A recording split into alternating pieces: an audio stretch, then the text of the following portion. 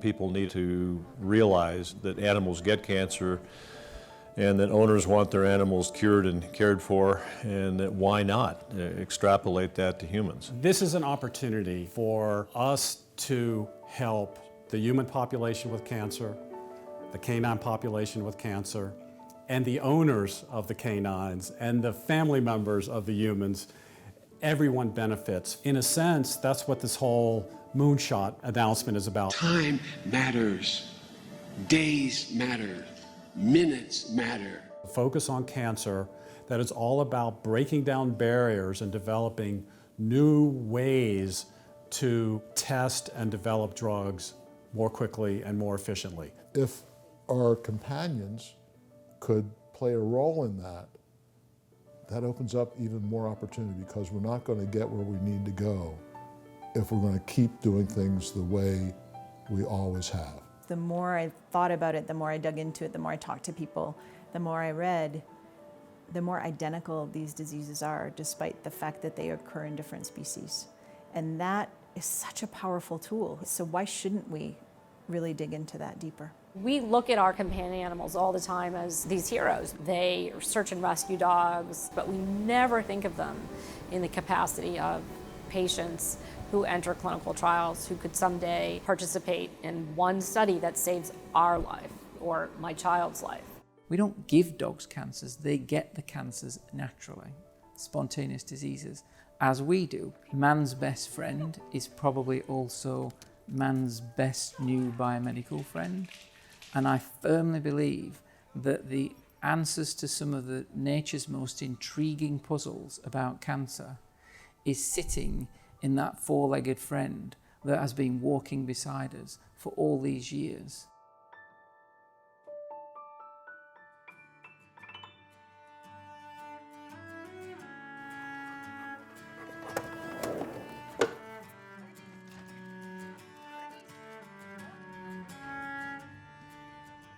Maybe someday lymphoma is not going to be a death sentence for you.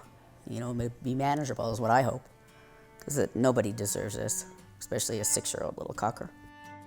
Pet owners get it. Like, they understand that dogs get cancer. The medical community doesn't always understand that. I don't think they understand the rates of cancer. I don't think they understand how many dogs get cancer. 1 million dogs develop naturally occurring cancer annually, and 50% of dogs over 10 die from the disease. They are patients, just like the two-legged patients are. And so anything that we do with these animals always has to be thought in the context that there is a potential benefit to them. Tail seems to be working very well. The reality is that we seek cures and prevention for tomorrow, and we must pay attention for the patients of today. In the fight against cancer, we need all the allies we can get. Enlisting our best friends to help might give us our best chance at victory. It's not supposed to replace human cancer research or lab animal research. And this is one more angle, and we hope that we change the trajectory to a cure up. These people who are looking for breakthroughs aren't interested whether the breakthrough comes through a dog or a zebrafish. Just give us something we can work with, and we'll help speed up the process of drug development, which is so long and expensive. The field of study is called comparative or translational oncology. So it went from, yeah, we think that dogs get cancer and we think it's important and we think it might look the same as human cancer, but that's maybe all we know, to now we have shared molecular targets, we have overlapping genomic heterogeneity, we have a lot more information that really we can hold up to the basic science community and to the cancer drug development community and say, this isn't just dogs get cancer. This is dogs are a really important and relevant opportunity to refine the drug development process and to save time and to save money and ultimately to save lives. Motivated dog owners committed to do whatever it takes to save their pets are unleashing a powerful new strategy to conquer cancer.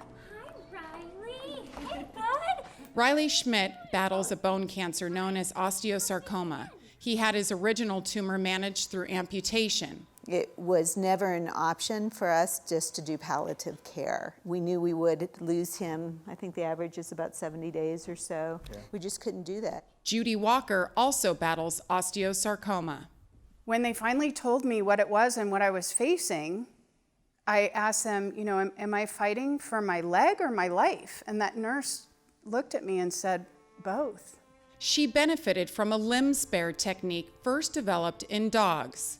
I didn't know anything about osteosarcoma. When the doctor called me to let me know what he thought it was, and of course we immediately started looking everything up that we could on it. One of the first things that came up was a piece that had been done with Dr. Wilkins and Dr. Withrow and the collaboration that they had going on. Imagine you are facing life-saving surgery. Your doctor decides to consult a colleague about your case. Not just any colleague, a veterinarian. Now that might shock. And generally the veterinarian and human medicine, fields are separate and don't communicate. But it's a tragedy because this translational medicine, which benefits both species, is so important and it's so logical. The fact that I got to keep my leg was a total gift. I was on crutches, but we went to Costa Rica and put my toes in the sand and I took a picture of my feet and I sent it to Dr. Wilkins and said, I have my toes in the sand. Dogs continue to inform Judy's journey. My story is not over yet with this illness. I've had 2 metastases to my lungs. To keep his cancer at bay, Riley entered a clinical trial at Colorado State University's Flint Animal Cancer Center. The fact that it's being translated into the human side is just another big plus for us. The trial, designed to help Riley, could potentially also help Judy. I am hopeful that they will find something to treat the lung tumors that I have, because we really don't know what the next thing is that would work to stop those. The clinical and cellular connections between Riley and Judy elevate the human-animal bond story to a new plateau. Osteosarcoma is a terrible disease. Thankfully, fewer than 1,000 kids diagnosed every year with bone cancer. When we look at dogs, historically the number's always been greater than 10,000, but through our recent surveys, it's probably more than 50,000 dogs a year are diagnosed with bone cancer. So it's a two-edged sword. Is on the one hand, by working with dogs, we can actually identify a greater population size from which to identify the genetic changes.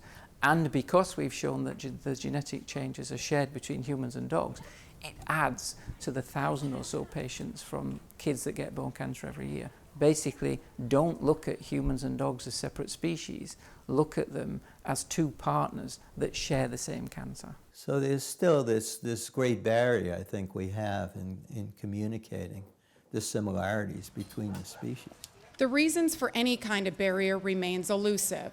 Far from a recent phenomenon, dogs have been routinely treated for cancer for more than 50 years. That old saying, on the shoulders of giants, we look tall, and so there are a lot of giants that have made this happen. The first veterinarian to use chemotherapy to treat cancer in dogs, Dr. Gordon Thielen, ranks as a pioneer in the discipline of comparative oncology. I would prefer a forefather. I was reading Gordon Thielen's papers as a graduate student at Colorado State, and these foundations really got me curious as to what causes cancer. The most important thing about the dog, it lives in our environment. There's no other animal that's been domesticated as long as the dog, somewhere around 30,000 years. Dogs have also played a role in major clinical breakthroughs over those 5 decades. Rainer Storb, a world-renowned scientist at the Fred Hutchinson Cancer Research Center in Seattle, developed the original bone marrow transplant technique for people with the help of dogs being treated for lymphoma. When we started our human transplants, we patented exactly on the way we treated our dogs. And it was remarkably transferable, actually. In our field, certainly, the transplants wouldn't have happened had we not had this dog model. It just simply wouldn't have happened. What helps in the dog is definitely going to help in humans. And so that has been our philosophy all the time, and it just seemed to work.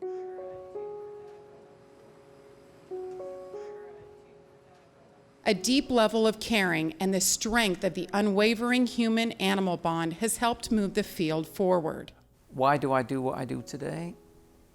probably starts from when, as an 11-year-old, our family dog died from what we thought at the time was a liver cancer. And at that time, I remember I was horrified by the fact that the veterinarian, as good as he was, well, what do we do? There's nothing we can do. What we can do is merge together the dog patients and the human patients. It's an opportunity that will yield tremendous benefit to both dogs and people.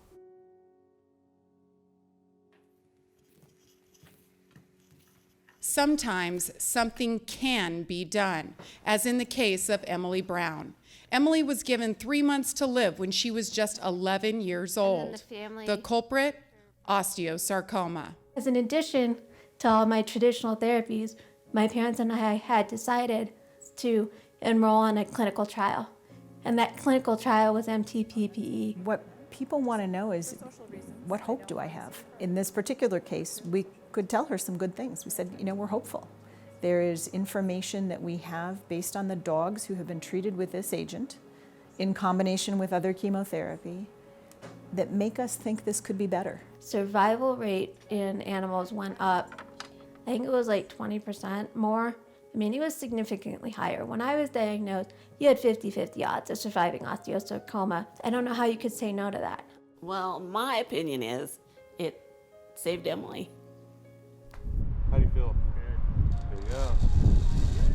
Emily learned how dogs saved her life while attending a summer camp for kids with cancer run by a veterinarian oncologist, Dr. Steve Withrow. And he came up to me and said, "You're Emily Brown." I'm like, "Yeah, I was involved with your care." You're a vet. There's no way you could have been involved in my treatment. He goes, "I was working with your doctor and we collaborated. And so many years later, we have a great friendship because between him and their human counterparts, they were the ones that came up with the ideas to help save me." We're very lucky here because this is our neighbors have had a hand in developing this, and so we have resources that are easily accessible. It's a great group of people. They want things to be successful, and so the sense of community actually really broadens, and that's true for the cancer community in general.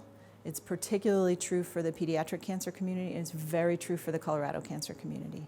And that, to me, is really sort of a magical intersection between all of those things that really, for any one family, just matters what happens to their kid. We got to figure out how to get out of your way, and you guys have to figure out how to get in each other's way more.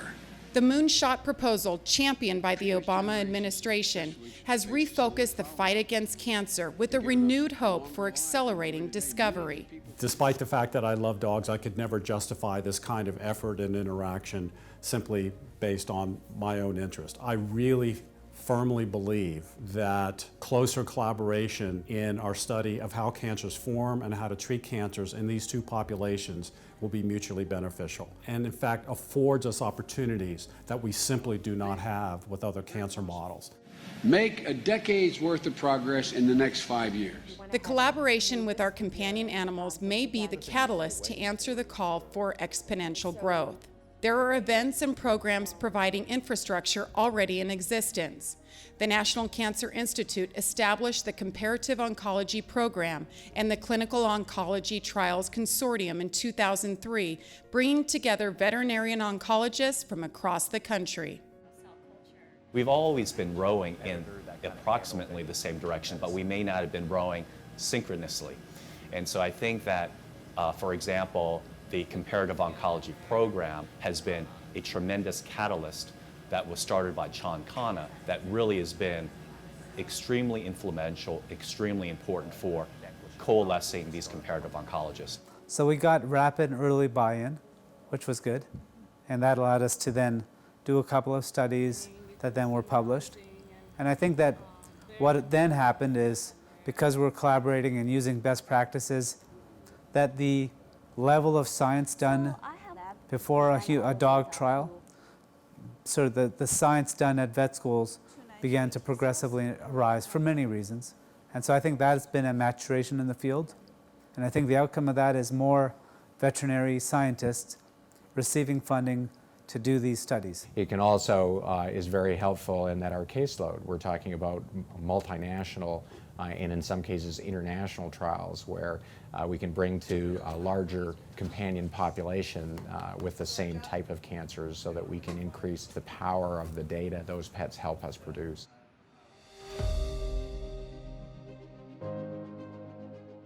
A recent workshop at the National Academies in Washington has raised awareness within the entire biomedical community. I think the workshop was a milestone event in the awareness and validity of going to the next level. The trial is giving the dog hope that the dog might otherwise not have. The meeting, facilitated by the Institute of Medicine, engaged basic and applied science investigators from both the human and veterinary communities. I think the recognition now is great. It's coming from the National Cancer Institute, it's coming from other cancer research organizations, and there truly is a growing appreciation for this type of work and how important it is. I want to express my appreciation on a personal level on behalf of the American Cancer Society. American Cancer Society Deputy Chief Medical Officer Dr. Len Lichtenfeld lost his beloved golden retriever Lily to cancer the week before speaking at the IOM workshop. Several days after we agreed to participate, this is dog's name is Lily. It's our pet. She was with us for 11 years. I didn't think this would happen, but it's happening. I started to cry. But maybe that says it all, what it all meant to me. That's when it really struck me. The personal loss, the science and what could be done, the opportunities, and the commitment of the people who were in the room to talk and study and learn and listen. As we leave this room, let's commit to taking a look at those potentials, determining what they are, and making that happen. Thank you very much. Losing Lily strengthened Dr. Lichtenfeld's commitment to do more and to do it quicker. It was impressive to show that there was some very measurable activity of PAC1 doxorubicin in a spontaneous dog model. The utilization of dog studies can accelerate drug development. A cancer compound called PAC1, discovered by a chemist at the University of Illinois and investigated in dogs with cancer by a veterinarian oncologist at the university, serves as an example of how comparative oncology infuses energy into the drug discovery and approval process. We've been very fortunate to actually have a successful startup company called Vanquish Oncology that took a prototypic drug called PAC1 that was discovered in Paul Hergenrother's lab in 2005, and he ultimately published his paper in 2006 in Nature. That was a small molecule that would activate cells to die, and it preferentially targeted cancer cells. The dogs were critical as a link to move what we had seen in our laboratory and in mice forward to humans. It put everything on fast forward, no question. The path that PAC1 has followed from basic science discovery to preclinical evaluation to dogs with cancer to humans with cancer is a beautiful blueprint to follow. I can't overestimate how hard it is to attract money to go over the hump into human clinical trials. They call this the valley of death, where you have a compound that works in cell culture and maybe in mice. 99% of these drug candidates never get tested in humans because it's such an expensive proposition to get into humans. And so having this data in veterinary cancer patients enabled us to attract this angel investor, which ultimately enabled everything. At day 70 and looked for any tumor cells, there were none. At the Silicon Valley startup Omniox, a clinical trial in dogs cut time and added enthusiasm for a novel brain cancer product they're trying to bring to market. We were able to use the clinical trial in canine brain cancer to accelerating our clinical timeline by about 5 years, and that saves maybe $50 million worth of clinical development costs in that time period. And it gets physicians excited because there's a chance from the very first patient that we could be helping cure their tumors. 1 month after treatment, here it is running around and playing. The excitement amongst the clinicians when we show the canine clinical trial is palpable. They go from being very skeptical to, wow, look, your therapy gets into the dog's cancers. It looks like it's active, it's well tolerated. You show pictures of the dogs getting treatment, In a hospital, this encouraged us to go to the FDA and argue for a more aggressive clinical trial strategy to shave years off the development. Because unlike the medical community, where cancer patient outcomes can take 5, 10, 15 years to really determine, we often know our outcomes within 1 to 2 years. So there's a tremendous potential to ask really important biologic questions and answer them in a very short timeline. Consider the span of time it took immunotherapy to take shape. The headlines announcing the breakthrough go back more than 45 years. We covered Time magazine. It was about immunotherapy. That issue was devoted to the fact that immunotherapy was going to cure cancer. That was 1973. Artist and cancer survivor Shelley Kerr just got the news this year. I was diagnosed with bladder cancer, and after multiple surgeries and chemotherapy, finally reached a point where it was terminal, and the doctors said that I could have chemotherapy to prolong my life. And within 3 days, they had pursued the option of immunotherapy, and within 3 months, I'm cancer-free. She's grateful for the miracle of timing and an oncologist willing to look outside the box. And as a sculptor, there's a creative moment that will eventually end up being a very tangible thing in metal. What I see happening that is so wonderful with immunotherapy and all the researchers and doctors that are around that is that they're in that creative moment where they're starting to see results. All that hard work is starting to pay off. Now they're getting their tangible result. Let's find a way to continue to come up with creative solutions. Companion animals with a similar immune system to humans can inspire the creative thinking needed to advance the study of these therapies. The next big discovery really that we can contribute in veterinary medicine is to really begin to understand how to integrate immunotherapy approaches with standard of care modalities to really leverage the value of both and even further enhance outcomes. Like, it really has to be done in a biological system that is representative of what happens in people, and dogs are the closest things. Bill Lukes understands the need for more options for both companion animals and humans all too well. Bill loved his dog Bogey, and like many owners, he did all he could to extend Bo's quality of life after he developed cancer.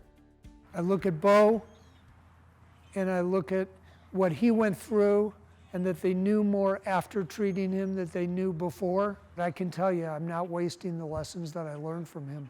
Cancer presents many ironies. Bill now faces a similar battle. He has stage 4 esophageal cancer. Surgery is not an option. My only hope is to find a suitable clinical trial. But we're all frustrated how long the process takes, how long it takes to go from a discovery to something that everyone will use to take care of a cancer patient. It's not that we don't have enough good ideas, it's that we don't have the wherewithal to test them all as effectively as we should. This is a perfect opportunity to take advantage of another patient population. So we need to find a better way to do it. And it may well be, if we understand the cancers in our companions, if we understand the genomics, the genetic makeup of those cancers, then we may have a huge opportunity to help accelerate new drugs for the treatment of human disease. I think people really need to realize that they have the power as a pet owner to really transform more than just their own immediate family. They have, far-reaching implications for our health and well-being.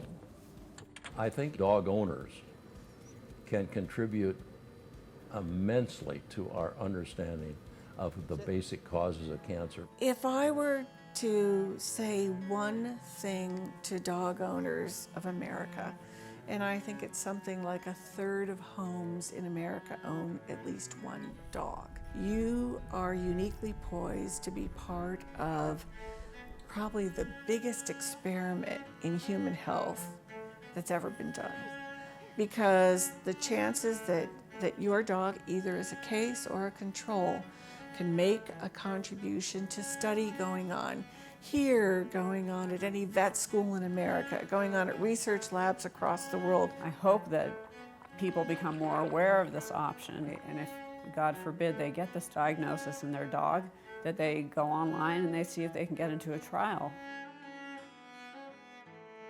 For pet and human patients, accelerated discovery, innovation, collaboration, and fresh new ideas provide the assets they can exchange for hope.